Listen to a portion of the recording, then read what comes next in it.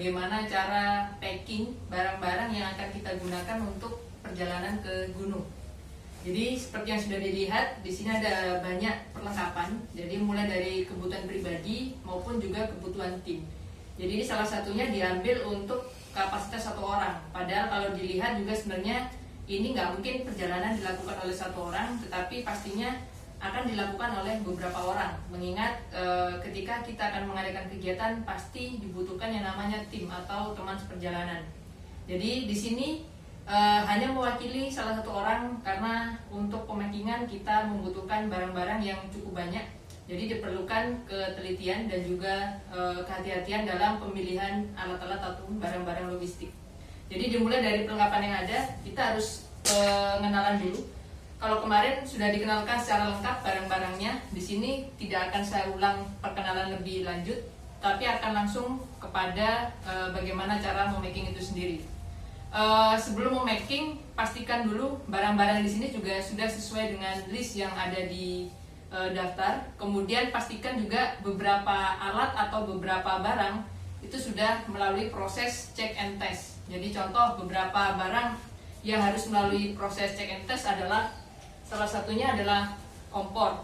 Nah, kompor sebelum dimasukkan di pemackingan, ini sebisa mungkin kalian harus mengecek dulu kelayakan dari kompor tersebut. Jadi mulai dari ketika gas dimasukkan itu betul-betul sudah berfungsi dengan normal atau tidak. Kemudian juga yang perlu dicek and test, salah satunya juga pasti adalah tenda.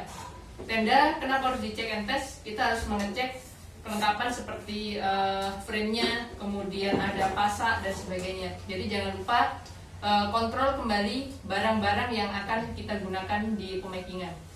Baik, untuk pemackingan pertama, karena kita akan mengupayakan semua barang dalam keadaan yang aman, berarti kita harus menggunakan teknik untuk pemackingan dengan cara sistem basah. Pemackingan sistem basah ini kita membutuhkan plastik besar untuk bisa nanti membantu barang-barang tidak terkena air ketika misalnya di perjalanan kita mendapatkan cuaca yang sedang hujan. Baik, bisa dibantu untuk barang-barangnya. Untuk kapasitas keril kita bisa menyesuaikan dengan jumlah barang yang ada di dalam. Pastikan pertama plastik besar ini sebagai alas pertama sebelum barang-barang nanti dikemas di dalam tas carry. Kemudian jangan lupa barang-barang yang akan kita gunakan, misalnya seperti jaket, pakaian ganti, kemudian celana ganti, itu harus dalam packingan double. Dalam arti sekarang meskipun kita sudah menggunakan packing basah dengan bantuan tas plastik ya, kita juga perlu memaking ulang dengan contoh misalnya ini pakaian ganti. Kita coba packing ulang kemasan pakaian ganting ini dengan kresek ataupun plastik supaya nanti meminimalisir terjadinya kondisi basah. Jadi sebenarnya ada teknik melipat pakaian ataupun jaket ataupun celana. Jadi tergantung dari kemampuan masing-masing individunya. Jadi contoh kita benar-benar mengemas barang itu sedemikian rupa supaya kondisinya juga tidak terlalu besar. Oke, pertama kali yang akan kita packing atau kita masukkan, posisi di bawah carrier itu biasanya adalah barang-barang yang paling lama digunakan di akhir. Dalam arti sekarang yang tidak urgent untuk digunakan. Yang pertama, yang paling bawah itu kita biasanya bisa memaking seperti SB ataupun jaket ataupun baju-baju ganti. Oke, bisa dibantu untuk pengemasan baju dan celana, bisa dilipat sedemikian rupa.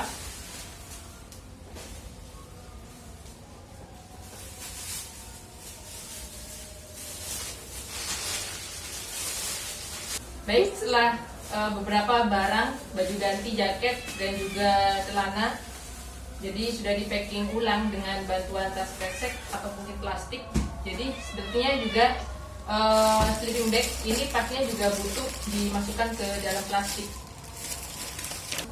Selanjutnya setelah baju-baju, jaket dikemas di plastik tambahan, kita juga perlu atau sangat membutuhkan bantuan lagi pada plastik atau kresek untuk bisa memberikan tambahan penutup kepada sleeping bag yang akan kita kemas. Jadi intinya ketika kita melakukan proses packing basah, upayakan semua barang-barang yang nantinya kita gunakan selalu dalam keadaan yang kering. Jadi pertama kali paling bawah kita bisa menggunakan SB berada di paling bawah. Kemudian dengan bantuan baju ganti kita rapikan posisi kemasan paling bawah.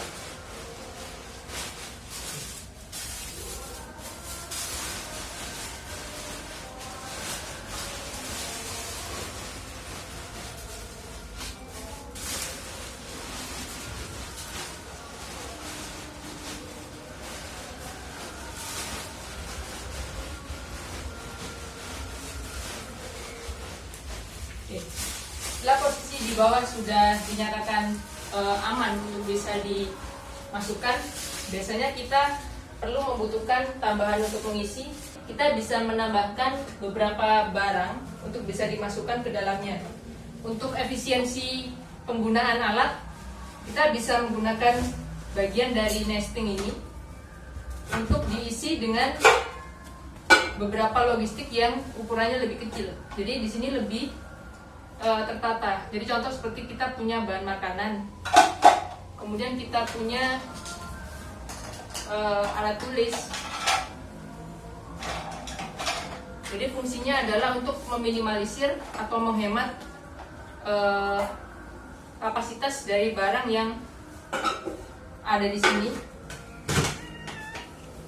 Dan perlu nanti kita juga harus mengingat, jadi barang kecil-kecil tadi dimasukkan di wadah yang sebelah mana.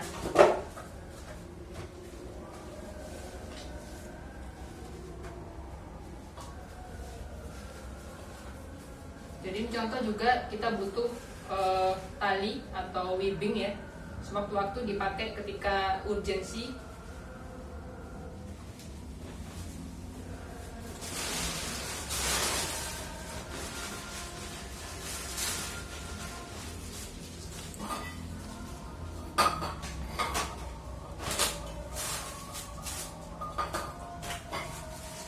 Ada termos juga bisa kita masukkan.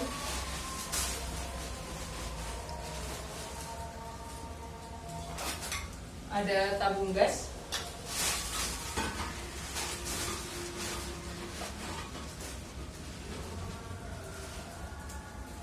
Kemudian ada kompor lapangan atau kompor portable.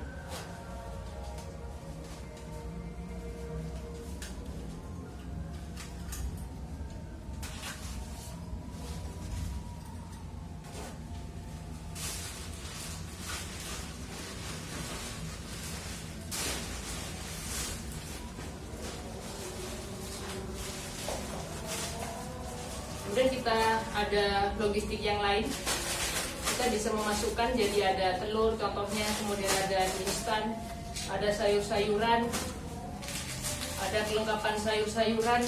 Ini kita bisa kemas ulang.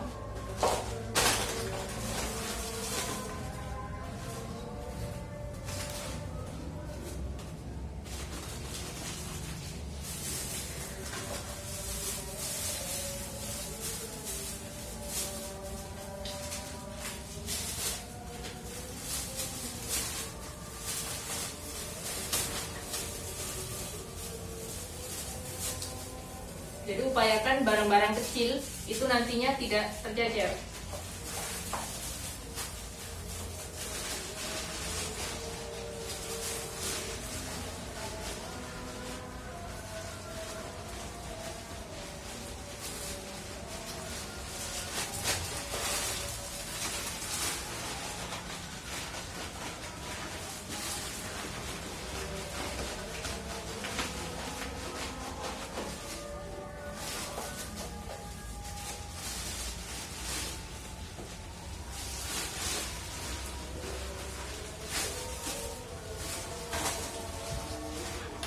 Kemudian untuk alat yang kita gunakan sebagai makan nanti ada gelas, piring, sendok.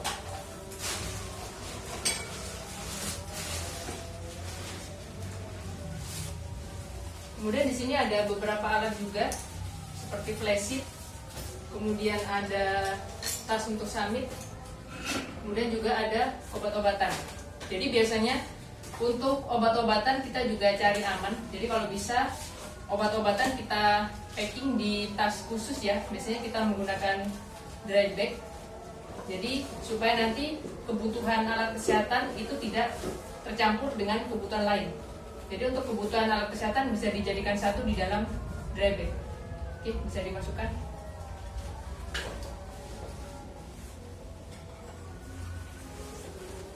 Jadi perlu diingat bahwa ketika berkegiatan di gunung, jangan sampai melupakan untuk bisa membawa obat-obatan karena ini sangat sekali dibutuhkan.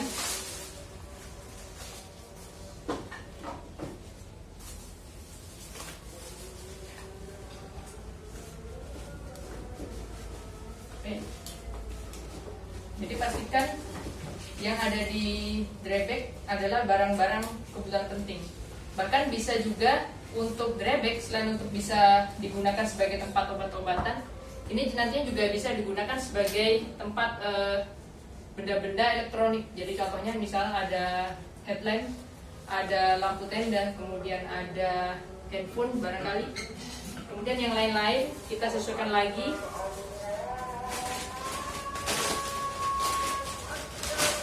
Ini ada flash sheet. Kemudian ada kaleng Brooklyn.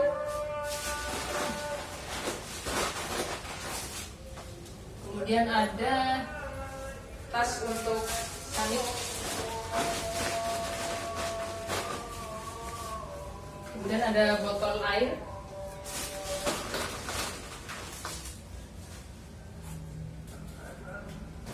Kemudian di sini ada air. Nah, air ini kenapa kok kita letakkan di atas atau mungkin di akhir ya? Karena memang kita perlu menempatkan barang-barang yang masanya itu berat, itu berada nantinya tepat berada di punggung kita. Jadi karena memang kondisi orang itu bisa mengangkut atau mengangkat barang itu paling berat itu tertumpu pada punggung. Jadi usahakan juga air ini ada persis di belakang punggung. Jadi jangan sampai letaknya ada di depan atau mungkin di bawah. Jadi usahakan ini nanti menempel dengan punggung kita. Jadi dimaksimalkan juga ketika meletakkan air harus dengan keadaan yang seimbang. Ini untuk air jalan bisa kita manfaatkan. Di sini ada tas kecil ya. Nanti kita bisa gunakan di pinggang.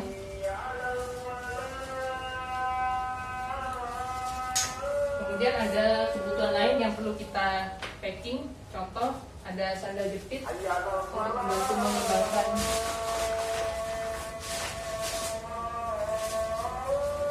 Kemudian ada gaiter. Ini biasanya kita pakai ketika summit di pegunungan yang berpasir atau berbatu.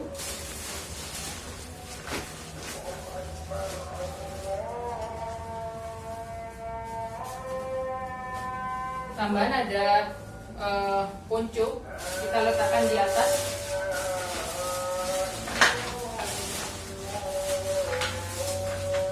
Kemudian ada raincoat juga kita letakkan di atas.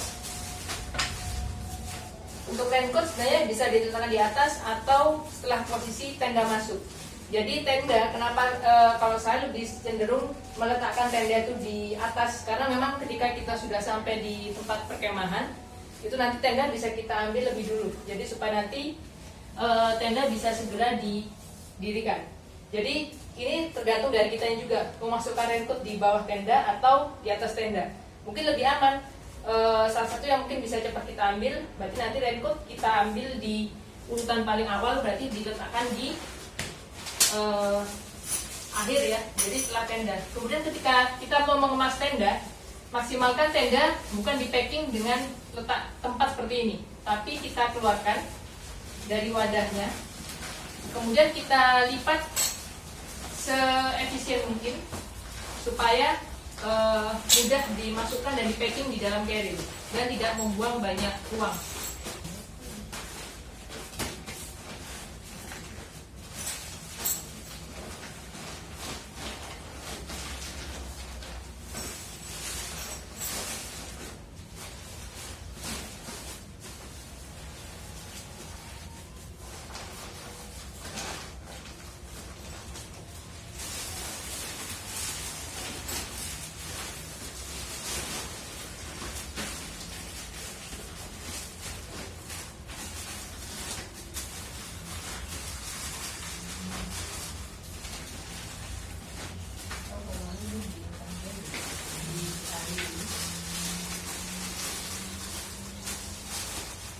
Jadi kalau bisa tas plastik yang tadinya digunakan sebagai bantal untuk pemacking, kita bisa menggunakan bantuan karet ataupun tali untuk menutup erat ya.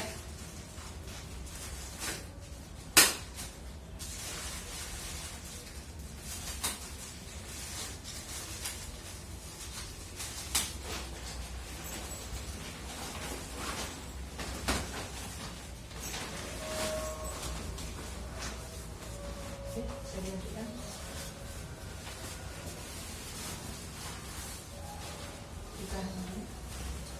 Kemudian paling atas kita bisa meletakkan raincoat tadi.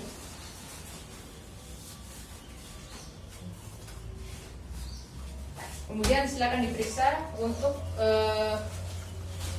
tali pengencangnya. Jadi jangan sampai barang-barang yang akan kita gunakan nantinya keluar. Oh ya, ini ada satu lagi mungkin yang bisa kita gunakan ya, kita sering ambil. Jadi ada buah-buahan, kita letakkan yang paling aman, jadi supaya tidak tergencet. Kemudian ada tali, ini kita bisa pakai untuk bahan survival kit juga. Oke, bisa ditutup sampai sini.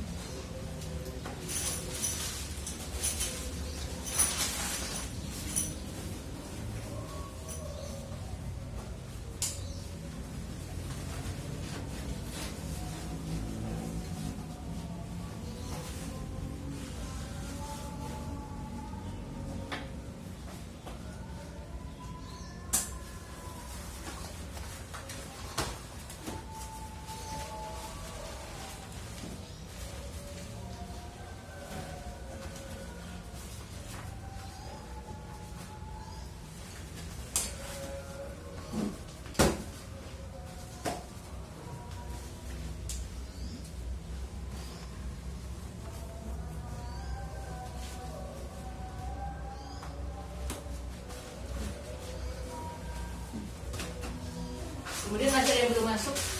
Jadi contoh kayak frame tenda. Ini biasanya kalau saya packing letakkan bisa di dalam tas carrier atau di samping.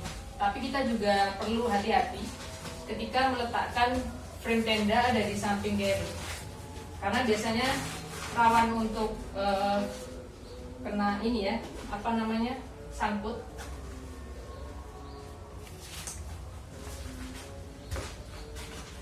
Jadi kita harus benar-benar memastikan.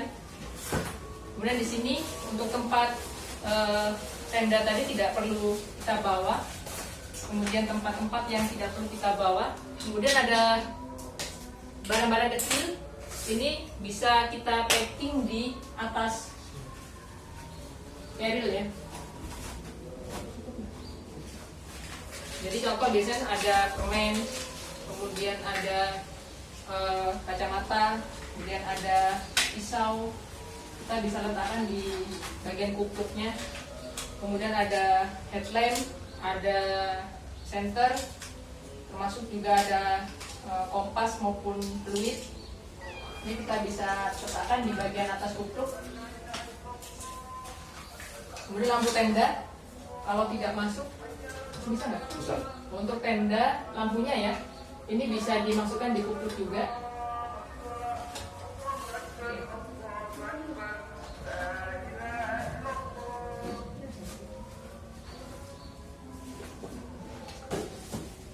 Kemudian drebek dipastikan lagi. Dan ini nanti bisa kita gunakan di pinggang. Oke, setelah barang-barang yang kecil tadi dimasukkan ke dalam kupluknya, kita bisa memastikan lagi barang-barang yang belum dimasukkan ke dalam carrier. Ini adalah matras. Jadi memang kalau saya matras jarang saya gunakan di dalam carrier. Jadi karena akan mengurangi kapasitas dari carrier itu sendiri. Jadi salah satu tipsnya biasanya ya kita akan menggunakan sisi dari carrier untuk bisa dijadikan sebagai tempat matras.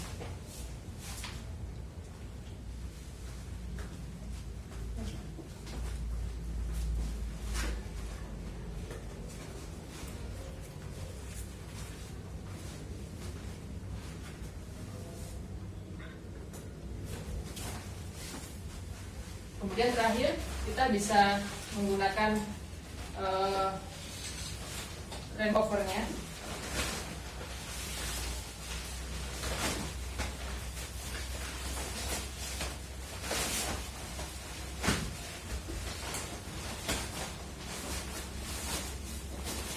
Jadi fungsi dari rain cover adalah melindungi tas carrier kita dari kotor ataupun dari hujan ya. Kemudian jangan lupa untuk memastikan strap pengencangnya itu betul-betul sudah terpasang.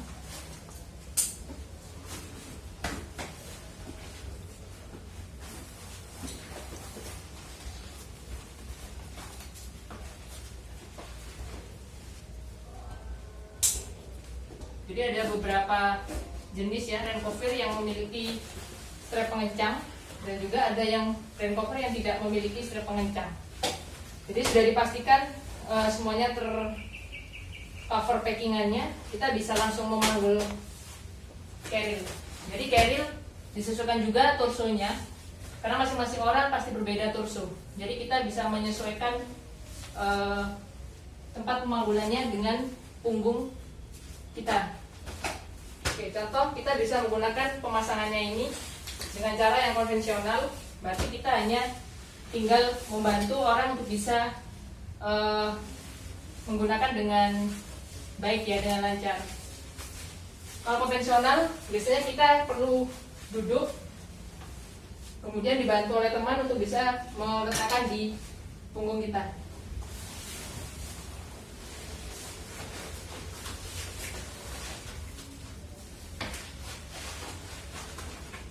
Pastikan betul-betul ya ukuran torsonya sesuai, jadi supaya keadaan carrier tidak terlalu menggantung ke bawah.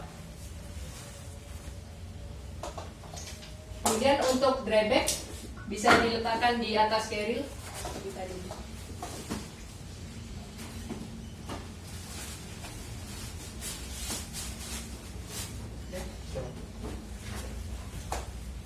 Oke, kemudian ini sudah terpasang betul ya carriernya.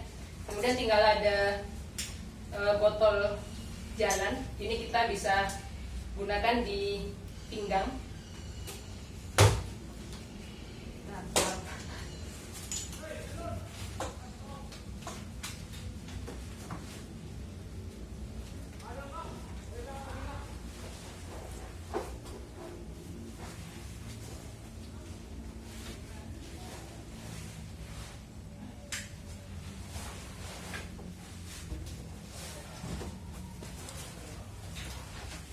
Kemudian juga ada trekking pole yang biasa kita gunakan sebagai bantuan kita menopang berjalan. Jadi setelah carrier juga sudah selesai, kita juga sudah siap memulai perjalanan.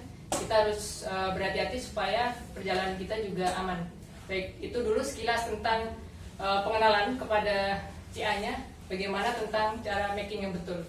Baik, terima kasih. Assalamualaikum warahmatullahi wabarakatuh. Halo geng.